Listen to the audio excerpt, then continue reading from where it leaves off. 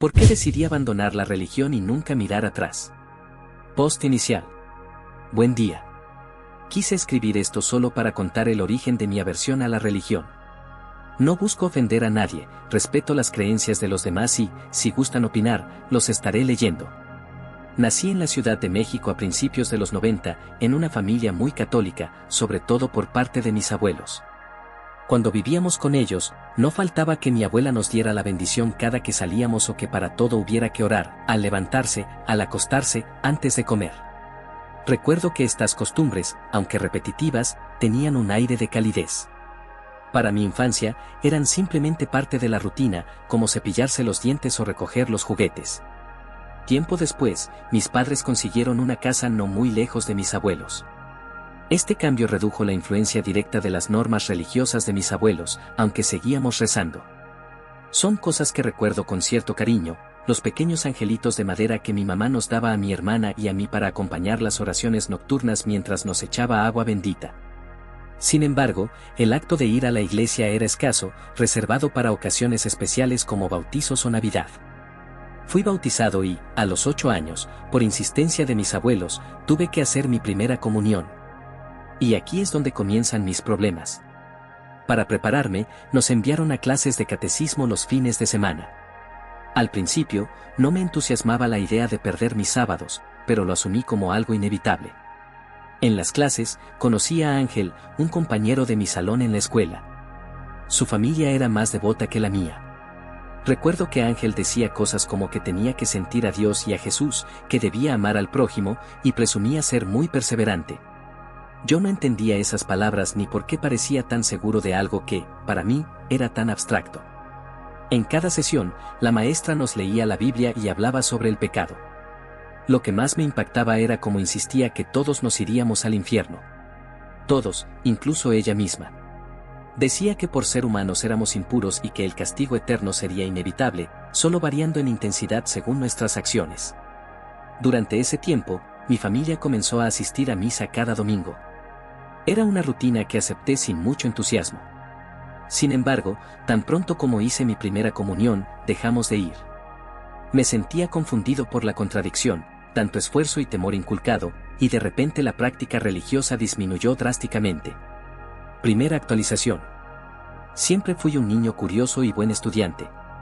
Las matemáticas eran mi materia favorita, disfrutaba resolver problemas y aprender cosas nuevas. Un día, mi papá me puso un programa japonés en la tele donde unos muppets hablaban de trigonometría. Aunque no entendía mucho porque apenas iba en 3er grado, me entretenía.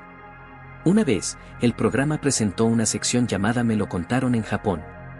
Narraron una historia sobre 2 almas atrapadas en el infierno.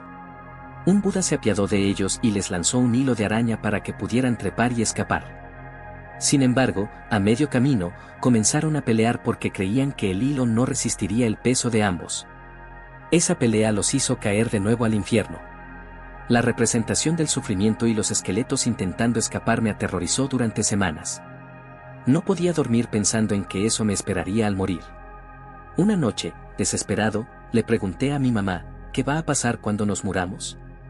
Ella me contestó, te conviertes en angelito y te vas al cielo. Pero yo sabía que no era cierto, los del catecismo decían otra cosa. Nunca le conté a nadie lo que pensaba. Segunda actualización. Con el tiempo, cuando el anime comenzó a ganar popularidad en Canal 5, mi mamá nos prohibió verlo porque en la tele decían que era satánico y violento. Ahora sé que todo eso era un sensacionalismo absurdo. Sin embargo, crecí considerándome creyente, aunque rara vez iba a la iglesia. A mí me fascinaban las historias, y con el tiempo empecé a leer sobre los orígenes de las religiones y los dioses. Me enteré de que muchas historias bíblicas eran más bien relatos simbólicos que los judíos antiguos usaban para animarse en tiempos difíciles. En esa etapa también descubrí la música metal. Al principio, me daba miedo que las letras fueran satánicas, así que las leía antes de escuchar las canciones. Con el tiempo, me di cuenta de que muchas trataban temas filosóficos o críticas sociales, y no necesariamente adoraban al diablo como me habían hecho creer. Esto marcó un punto de inflexión, ya no creía en la iglesia, pero aún mantenía una vaga idea de Dios. Durante años, llevé esa creencia superficial sin profundizar demasiado. Tercera actualización. En 2017, El sismo en la Ciudad de México sacudió tanto la ciudad como mi fe. Ese día, no fui a trabajar porque tenía el segundo turno. Mi papá llegó a casa llorando, convencido de que iba a morir. El edificio donde estaba se movió como si fuera de papel. Hubo tantas pérdidas humanas, incluyendo niños atrapados en una escuela que se derrumbó. Fue desgarrador. Lo que más me impactó no fue solo el sufrimiento, sino la respuesta de la gente. Vi cómo muchos rezaban fervientemente, buscando consuelo o explicaciones. Sin embargo, también vi a personas corruptas y criminales salir ilesas mientras los inocentes sufrían. Me preguntaba, ¿de qué sirve rezar?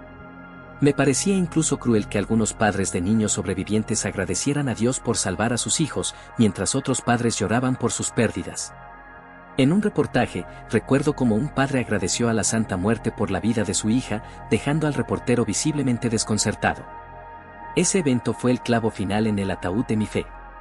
Comprendí que el mundo es un lugar caótico y peligroso donde nadie nos protege. Ya no creía que hubiera una misión especial o un plan divino para nuestras vidas. Para mí, la vida se trataba de disfrutar el presente, cuidar de los nuestros y ser amables con los demás. Epílogo. Con los años, aprendí a aceptar mi postura. Reconozco que la religión puede ser una fuente de consuelo para muchas personas y respeto profundamente esas creencias, pero no es algo que yo pueda compartir. He encontrado sentido en las relaciones humanas, en el conocimiento y en la pequeña chispa de bondad que aún persiste en el mundo. Esta perspectiva no está exenta de incertidumbre, pero también es liberadora. Gracias por leer mi historia.